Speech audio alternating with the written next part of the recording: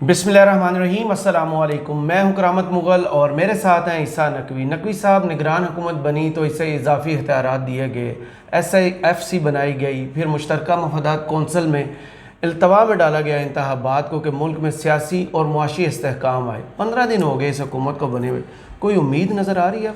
देखिए करामत मुग़ल साहब, मेरा ख्याल है कि इस वक्त पाकिस्तान में जिस स्टोरी को सबसे ज़्यादा क्लोजली मॉनिटर करने की, फॉलो करने की ज़रूरत है, वो ये मामला जो हम आज इस वीडियो में डिस्कस करने लगे। जी देखिए, ये जो सारा काम है ना कि जनाब आपने आर्टिकल 230 इलेक्शन एक्ट 2017 में तरमीम की, निगरान हुकूमत को इजाफी इख्तियारात दे दिए, वो फैसले करने के भी इख्तियार दे दिया जो एक जमहूरी मुंतखब हुकूमत के पास होता है। जी आपने स्पेशल इन्वेस्टमेंट फैसिलिटेशन काउंसिल बनाई, आपने ये कहा कि हमें तसलसल चाहिए, आप मौशी इस्तेहकाम लेकर आएंगे। ये सारी जो कहानी है ना, देखें इससे तमाम मामलात जुड़े हुए हैं। जी आइंदा इंतखाबात होने हैं, नहीं होने, कब होने हैं, 1 साल आगे जाते हैं, 2 साल आगे जाते हैं, नवंबर से पहले हो जाते हैं या फरवरी में हो जाते हैं। नवंबर का चांस भी, आई रिमेंबर दिस। सही। और वो सारा इस डेवलपमेंट के साथ जुड़ा हुआ है। अच्छा। देखिए, ये बहुत ही अहम जो है वो मामला है। जब और खान साहब गिरफ्तार रहते हैं या उनकी रिहाई हो जाती है, वो भी इससे जुड़ी हुई है। नवाज शरीफ को वापस आने की इजाज़त मिलती है या नहीं मिलती, वो भी इस डेवलपमेंट के साथ जुड़ा अच्छा। हुआ है। ये सारे मामला तो मैं आपको बताऊं कि जब शहबाज शरीफ साहब ने अपने अलविदाई दौरे शुरू किए ना, तो उन अलविदाई दौरों में उन्होंने बहुत सारी गुफ्तगू करना शुरू की। फिर अचानक आपने देखा कि उन्होंने कहा कि जनाब जो IMF के साथ डील हुई है उसमें आर्मी चीफ का किरदार है जी। जो सऊदी अरब से पैसे आए हैं, जो UAE से पैसे आए हैं, जो कतर से पैसे आए हैं, जो चीन से पैसे आए हैं, उसमें आर्मी चीफ का किरदार है। और करते करते वो उस पॉइंट के ऊपर आए जहाँ पर उन्होंने कहा कि जो 12 कऊ का फ्लाई ओवर बना है ना, बाईपास बना है, ये भी आर्मी चीफ को इसका क्रेडिट जाता है। जी। अब ये एट द आउटसेट मैं आपको बता दूं कि मेरी राय में, मेरे से आप मेरी राय पूछें, ये फ़ौज का काम नहीं है। फ़ौज का काम नहीं है, उनका काम है सरहदों की हिफाजत। उनका एक गिवन मैंडेट मौजूद है, मुल्क की तरक्की, डेवलपमेंट के प्रोजेक्ट्स, इन्वेस्टमेंट लाना, सरमायाकारी लाना, ये उनका काम नहीं है। लेकिन बदकिस्मती से पाकिस्तान में है इस वक्त एक वैक्यूम, और मईशत पाकिस्तान की पड़ी हुई है वेंटिलेटर पे। ये जो वैक्यूम है कि कोई तो डिलीवर करे, कोई आए जो आकर अब इस मसले को हल करे। इमरान खान मातूब है, और ये जो 16 जमातें हैं, ये 13 जमातें हैं, इनकी औकात वक़्त सामने आ गई है कि ये सारे सिर्फ जनाब वो ये सर्कस के शेर थे। कोई जनाब अपना ये पिंजरे के बाहर, जो मैदान के बाहर वाले खिलाड़ी नहीं होते जो बाहर क्रिकेट मैच सारे मशवरे दे रहे होते, सारे मशवरे दे रहे होते, ऐसे गोल करो या ऐसे छक्का लगाओ। हाँ, बाहर निकल के मारनी थी इसको जनाब रोक लेता है, इसको ज़रा ऑफ ड्राइव कर देता है, इसको कट कर देता है। ये सारे वो मशवरे देने वाले साबित हुए जो इन्होंने डिलीवर नहीं किया उसकी वजह से। देखिए, शहबाज शरीफ ने ना अपने खिताब में एक बात और की, और वो बात है जो आपको इस सारी स्टोरी को एक्सप्लेन करती है। शहबाज शरीफ साहब ने कहा कि जिस वक्त आसिम मुनीर साहब, हाफिज जनरल सैयद आसिम मुनीर साहब आर्मी चीफ बने, तो उन्होंने मुझे कहा कि ये है मुल्क की तरक्की का रोड मैप। अच्छा। वो प्लान उन्होंने मेरे सामने रखा, और वही प्लान है जो इस मुल्क को निजात दिला सकता है। अब ये शहबाज शरीफ साहब, इसका मतलब ये है कि ये तो इम्प्लीमेंट नहीं कर सके उसको, उसी के लिए फिर आपने स्पेशल इन्वेस्टमेंट फैसिलिटेशन काउंसिल बनाई, उसी के लिए आपने निगरान हुकूमत के पास इजाफी इख्तियारात दिए। फिर आपने जनाब 5 अगस्त को जो काउंसिल ऑफ कॉमन इंटरेस्ट है उसका इजलास किया, उसमें आपने नोटिफाई कर दी मरदमशुमारी, इंतखाबात को डिले में डाल दिया, और एक गुमगू की कैफियत है, एक अबहाम मौजूद है। फैक्टर्स मज़ीद भी हैं, लेकिन ये मेरा ख्याल है डिसाइसिव फैक्टर है इस मामले में कामयाबी। देखें, ज़राअत का शोबा चलाना, IT, मादनियात, ये भी करने का, फ़ौज के करने का काम नहीं है। लेकिन अगेन आप 75-76 साल से मुताला पाकिस्तान, हर किताब में पाकिस्तान मादनियात से माला माल है। जब शहबाज शरीफ दौरे कर रहे थे मुख्तलिफ जगहों पर और तकारीर कर रहे थे, तो हामिद मीर से लेके अदील वडाइच तक, अदील वडाइच से लेके अदनान हैदर तक, उधर से लेके अब्बासी तक, और फलाने इन सब को जनाब KP में, बलूचिस्तान में कुछ साइट्स का विज़िट करवाया गया, और उन्होंने वहाँ से आने के बाद जो रिपोर्टिंग की, जो ट्वीट्स किए, जो कॉलम लिखे, उन्होंने कहा कि जनाब पाकिस्तान खरबों डॉलर का जो है वो की मादनियात से माला माल मुल्क है, और इसको निकालना है। अब ये जाहिर है कि ये सारा काम, अब आ गई निगरान हुकूमत, 15 दिन भी हो गए, ये करने के लिए आपको चाहिए इन्वेस्टमेंट, आपको चाहिए मशीनरी, एक्सपर्ट, आपको चाहिए बैरूनी कंपनियों की सरमायाकारी, उनके साथ शराकतदारी, जो ये काम करने के एक्सपर्ट हैं, जिस तरह एक माजी में आई थी टाइथियन कॉपर, जी, रेकोडेट मंसूबा, फला मंसूबा, ये सारे करने के लिए आपके पास अपनी लोकल एक्सपर्टीज़ तो है नहीं। सही। एक्सप्लोरेशन का काम इस तरीके से आप कर नहीं सकते, उसके लिए आपको इंटरनेशनल एक्सपर्टीज़ चाहिए, पैसा चाहिए, बिलियंस ऑफ डॉलर्स चाहिए। उसके बगैर वो ना नॉर्मल तेल होगा ना राधा नाचेगी। कुछ लोग यहाँ पर ये भी दावे कर रहे हैं कि अगर 100% तो बहुत दूर की बात है, 10% सक्सेस भी मिल जाती है, 15% 20% सक्सेस भी मिल जाती है इस एम, इस ऑब्जेक्टिव में, फिर आप इलेक्शन भूल जाएं। अच्छा, रास्ता बन जाता है, पैसे आने लग जाते हैं, तो फिर इसकी कंटिन्यूटी को यकीनी बनाने के लिए कि एक ऐसा इलेक्शन करवा के एक ऐसी हुकूमत जिसके ऊपर अवाम, वो बेयकीनी की फ़िज़ा होगी, या तो आप कर दें ना, ओपन खोल दें और आप कहें कि जनाब इमरान खान भी इलेक्शन लड़ सकता है, वो भी जो इलेक्शनियरिंग कैंपेन है उनकी पार्टी भी चला सकती है। जब वो नहीं होगा तो आपका इलेक्शन के रिजल्ट को ना इंटरनेशनल कम्युनिटी उस तरीके से एक्सेप्ट करेगी, ना पाकिस्तान के लोग एक्सेप्ट करेंगे। ये सारी कश्मकश जो है वो चलती रहेगी, तो वो आगे फिर इल्तवा का शिकार होगा अगर ये कोर्स करेक्शन यहाँ से हो गई। अब इस हवाले से ज़ाहिर है कि वो कहाँ से आएगी इन्वेस्टमेंट। एक शुनीद है कि एक ताकतवर गैर मुल्की शख्सियत, उसका दौरा, उसके लिए फुल इस वक्त जनाब प्रिपरेशंस हो रही हैं, तैयारी हो रही है, ज़ोर लगाया जा रहा है। वो रिलेक्टेंट हैं, लेकिन रिलेक्टेंट भी क्यों है और उनकी क्या डिमांड है जी। अब वो डिमांड बड़ी अजीबोगरीब है। सही।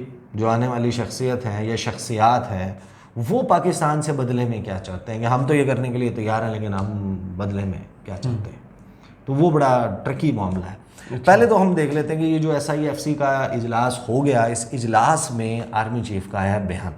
उस बयान से हम स्टार्ट करते हैं और फिर मैं आपको बताता हूँ कि आने वाले कौन है और क्या इसका सियाको सबाक जो है ना वो ज़रा, तो that's why it took some time explain करना है कि स्टोरी है क्या सही और इसका इम्पैक्ट क्या है। खबर है कि जनाब आर्मी चीफ की मईशत बहाली के लिए निगरान हुकूमत की पॉलिसियों के तसलसल में हमायत की यकीन दहानी, कि आर्मी चीफ ने तो क्लियरली कह दिया है कि हम जो निगरान हुकूमत है इसकी बैक पे खड़े और मौशी पॉलिसियों और इनके लिए हम साथ हैं। सही। और वो कहते क्या हैं जनाब, स्पेशल इन्वेस्टमेंट फैसिलिटेशन काउंसिल की एपिक्स कमेटी ने गुज़श्ता हुकूमत के मंजूर करदा मनसूबों की तौसीक कर दी, जबकि army chief general Asim Munir ने मुल्की मईशत की बहाली के लिए निगरान हुकूमत के साथ पाक फ़ौज के भरपूर ताउन की यकीन दहानी करवा दी। काकड़ साहब की ज़ेर सदारत SIFC का इजलास हुआ एपेक्स कमेटी का, उसमें जो मंजूर करदा ज़रात, लाइव स्टॉक, कानकनी, माइनिंग यानी कि मादनियात, मिनरल्स का, IT और तवानाई से मुतल्लिक मंसूबों की तौसीक की गई। यानी ये सारे मंसूबे हैं जिनको एंडोर्स कर दिया इस एपेक्स कमेटी ने और नई काबीना, नए वज़ीर आज़म ने। सही। अब जो बयान जारी हुआ है उसमें आर्मी चीफ को भी कोट किया गया है और पूरी इसकी जनाब हिमायत का, अपने अज़म का इजहार। निगरान वज़ीर आज़म ने भरपूर हम आहंगी को हासिल करने के लिए एक इश्तराकी पूरे हुकूमती नुक्ते नज़र के ज़रिए SIFC के मौसर काम की तारीफ़ की। कम वक्त में कामयाबियाँ हासिल की गई हैं। एपेक्स कमेटी ने आलमी सतह पर रसाई हासिल करने की हिकमत अमली और दोस्त ममालिक के साथ जारी मसरूफियात को सराहा, जिसमें मुमलिकत सऊदी अरब और Islamic organisation for food security IOFC के आला सतही वफूद के नतीजा खेज दौरे शामिल हैं। सही। फिर एतमाद का इजहार किया गया और आर्मी चीफ ने कहा कि जनाब मुल्की मईशत की बहाली और पाकिस्तान को तरक्की और खुशहाली की जानिब गामजन करने के लिए पॉलिसियों के तसलसल के लिए निगरान हुकूमत के साथ पाक फ़ौज के हर मुमकिन ताउन का अज़्म उन्होंने ज़ाहिर किया। सही। अब जो तैयारियां चल रही हैं, देखें तैयारियां उन्हीं दोस्त ममालिक से जहां पर उनका असर व रसूख है, जहां वो उन्होंने दौरे किए हुए हैं, जी, जहां पर वो सर्व कर चुके हैं, जिनके साथ उनकी अच्छी समझें कि अलैक सलैक है। सही। अभी उनमें से एक के भाई की वफ़ात पे ताज़ियत के लिए भी गए थे, UAE गए थे। अब ये लोग आते हैं पाकिस्तान में शिकार करने के लिए, ये आते हैं तलोर खाने के लिए।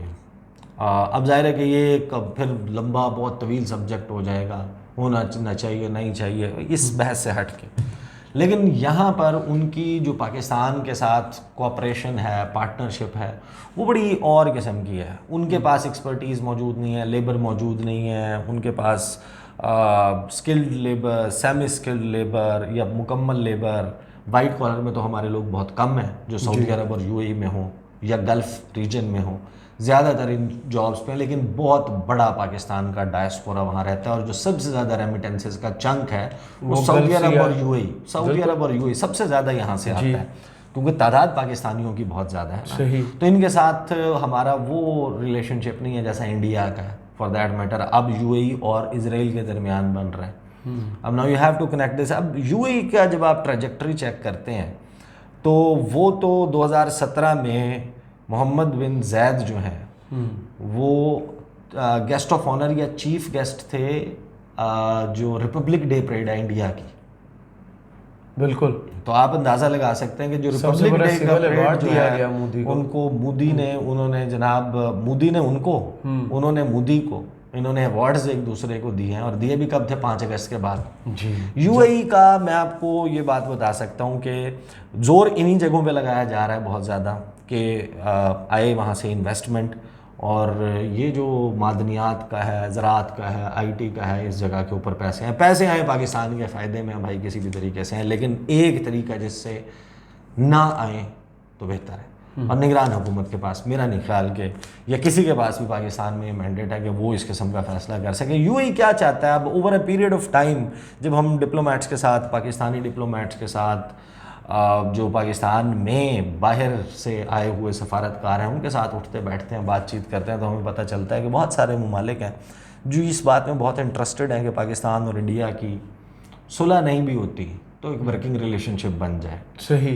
कश्मीर वाले मामले पे कोई ऐसी सेटलमेंट, कोई ऐसी वाइबल सेटलमेंट कि जिसमें पाकिस्तान को भी फेस सेविंग मिल जाए और इंडिया को भी फ़ायदा मिल जाए। इंडिया फोरगो करने के लिए तैयार हो गया, ये बीसीसीआई के आ रहे हैं क्रिकेट के, इंडिया जो है वो फोरगो करने के लिए तैयार नहीं है। 2 बड़े ऑफिशियल्स आ रहे हैं। यूएई की इन्वेस्टमेंट मकबूजा कश्मीर में भी है, ठीक है, वो on the other side of line of control वहाँ पे इन्वेस्टमेंट कर रहे हैं। शहबाज शरीफ साहब ने जिस वक्त मोहम्मद बिन जैद आए थे, जनवरी की गालिबन 15 तारीख थी या 16 तारीख थी, वो आए थे, आपको याद है कि इनको रिसीव करने के लिए रहीम यार ख़ान के एयरपोर्ट पे गए थे, मोहसिन नकवी उनके साथ थे, तारिक फ़ातिमी साथ थे, कुछ और लोग साथ थे।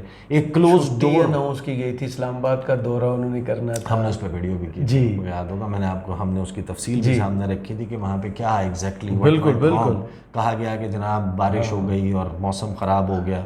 मौसम ख़राब में वो परवाज़ करके यूएई चले गए, मौसम ख़राब में वो यहाँ नहीं, और इस्लामाबाद में और इस रूट के ऊपर तमाम परवाज़ें ऑपरेशनल थी और मौसम बिल्कुल साफ था, ऐलान कर दिए गए थे। वहाँ पे गालिबन मरीम औरंगज़ेब साहिबा भी गई थी जी, पर वहाँ पे जो वहाँ पे क्लोज डोर मीटिंग हुई थी, वहाँ पर भी शहबाज शरीफ साहब ने तो पहले भी उनसे ज़ाहिर पैसे मांगे थे, उनको मिल भी गए थे कुछ, उन्होंने भी इसके लिए पूरा तरला डाला था कि पैसे दें। सही। शहबाज शरीफ साहब को कुछ चीज़ें सामने रखी थी जिनको शायद फौरी तौर पे एग्री करना या एग्री करना ही मुमकिन नहीं था जी। तो फिर वो होता ही है कि मोहम्मद बिन जायद वापस चले जाते हैं। अब भी जो है वो कोशिश तो है कि इनमें से किसी का ना दौरा हो जाए, और हम सबको पाकिस्तानियों के बतौर पाकिस्तानी देखें, इस वक्त जिस अजाब में आप पड़े हुए हैं ना, जिस वक्त तक आपके रुपए पे दबाव कम नहीं होता, ये इसी तरीके से बढ़ता जाएगा, डॉलर के अगेंस्ट डी वैल्यू होता जाएगा आपके पास, क्योंकि एक्सपोर्ट्स बढ़ नहीं सकती जो शहबाज शरीफ साहब की हुकूमत कर गई है जी, जो इंडस्ट्री थी वो तो बंद कर गई। आपने रॉ मटेरियल तो आपने मंगवाया नहीं, अब रॉ मटेरियल आप मंगवा भी लें तो जो ऑर्डर्स थे आपको रिटेनरशिप के ऊपर मिले हुए थे, 3-3 साल के, 5-5 साल के, 10-10 साल के, अगर आपके किसी यूरोपियन ब्रांड के साथ मुआहदे हुए थे, स्पेंसर आ रही थी पाकिस्तान, वो आपके पास से निकल के बांग्लादेश, इंडिया और चाइना और दूसरे मुल्कों को जा चुके हैं, और उनके अब कई साल के मुआहदे हैं, तो आपको तो नहीं मिलने लगे। तो अब रॉ मटेरियल आ भी जाए तो आप क्या करेंगे? तो आपके पास दूसरा पैसे का चांस क्या है? एक ये है कि आपकी एक्सपोर्ट्स बढ़ जाएं, उसके लिए कोई जादू का चिराग नहीं है। दूसरा ये है कि आपकी रेमिटेंसेस जो हैं, जो तरसीलाते ज़रा हैं, बाहर से लोग डॉलर ज़्यादा भेजने लग जाएं।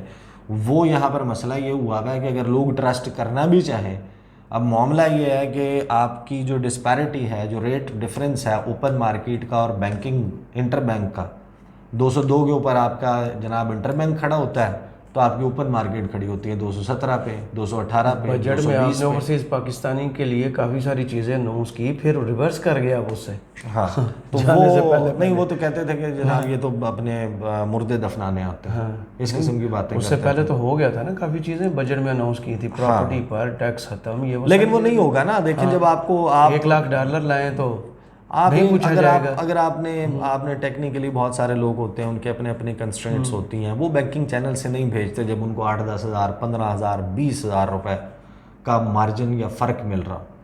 ये मसाइल हैं। तो आपको हमें तो ये करना चाहिए कि यार कहीं से भी आ जाएं। इस वक्त अगर पाकिस्तान में कोई डॉलर्स पंप इन करते हैं तो ये जो आपके बिजली के बिल स्काई रॉकेटिंग है, जो आपकी पेट्रोलियम प्रोडक्ट्स की प्राइसेस हैं, जो डॉलर का रेट है, जिससे ये सारा मामला जुड़ा हुआ है, इसने ईज़ तो ऐसे ही होना है। सही। और किसी रास्ते के ऊपर लगे, ये आपने बना दी एक काउंसिल, इसके तहत अब सरमायाकारी, क्योंकि पॉलिटिशियंस के ऊपर अब ट्रस्ट कोई नहीं कर रहा, अब क्या किया जाए इस पर? सही। पैसे कहीं से भी आते हैं। अब ये सारा मामला इससे जुड़ा हुआ है और दौरा प्लान भी किया जा रहा है, अभी फाइनल भी नहीं है, ऑफिशियली कंफर्म भी नहीं किया गया, लेकिन अब बातें डिप्लोमेटिक सर्कल्स में चल रही हैं कि एक्टिवली किसी एक सर्टेन स्टेज के ऊपर पहुंचा हुआ है। लेकिन उसमें एक थोड़ा सा मामला है, वो मैंने कुछ लोगों से पूछा, वो कहते हैं कि यार हमें उन्होंने स्ट्रेट अप ये बात कही नहीं है जिसको हम ट्राई कर रहे हैं।